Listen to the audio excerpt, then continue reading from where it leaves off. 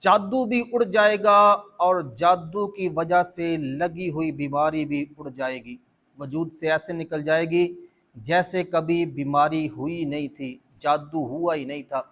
जो 10-10 20-20 साल से लोग जादू की वजह से बीमारियां लग गई हैं, परेशान हैं, इंशाअल्लाह ताला इस अमल को लाजमी आजमाएं। अल्लाह के फजल करम से ये ऐसा अजीम अमल है कि इंशाअल्लाह ताला जादू भी ख़त्म हो जाएगा और जादू की वजह से लगी हुई बीमारी भी ख़त्म हो जाएगी। जाने से पहले वीडियो को लाइक लाजमी करें, फॉलो लाजमी करें, शेयर लाजमी करें, और किसी भी किस्म के मसाइल हैं तो हल करवाने के लिए आप व्हाट्सएप के ज़रिए, कमेंट के ज़रिए हमारे साथ रब्ता भी कर सकते हैं। एक तो कुरान पाक की ये सूरतें मैं बताता हूँ, जैसे बताता हूँ इनको वैसे पढ़ना है 7-7 मरतबा।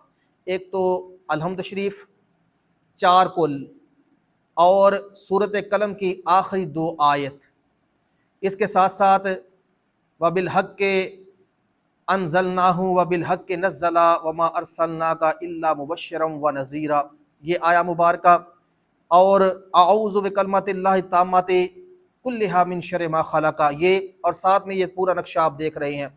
साथ में नीचे दुआ लिखी हुई है, इलाही बिहुरमति हज़रत ख्वाजा हाजी दरस्त मोहम्मद कंधारी कुद्दस सिर्रहुल अज़ीज़, अल्लाहुम्मा इश्फ़ी साहिबे हाज़िहिल मर्ज़े बिहौलिका व कुदरतिका व कुदरतिका व जबरूतिका बिरहमतिका या अरहमर राहिमीन। ये दुआ ऐसे ही पढ़नी है और ऐसे ये पढ़ना है 7-7 मरतबा पढ़ के तेल पे दम कर लें, पानी पे दम कर लें, दोनों पे दम कर लें। तेल मरीज़ के जिस्म पे लगाएं और पानी पे दम करके मरीज़ को पिलाएं। इंशाअल्लाह ताला 41 दिन तक ये अमल जारी रखना है।